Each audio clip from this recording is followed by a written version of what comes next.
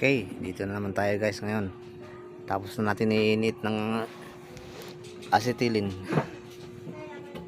Ginamitan namin ng acetylene yan guys, ang bumper para ma-align lang, para madala sa pukpok ng maso para lumambot siya. Ayan, binalik ko na ang stainless. Ayan guys, lagyan ko na ang bolt. Pagkatapos yan, ma-fix ka na yan ng bolt guys. Plastic na naman dyan. Ayan, kinausap ko ang aking kasama dyan, yung si Alan.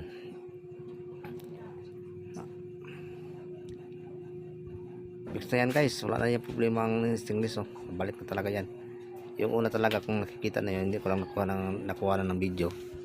Masyadong yan, desalign talaga. Yung ginamitan ng technique dahil sa acetylene natin init, ayan, bumalik siya. Ayan guys, tapos na paglagay ng bolt ng stainless.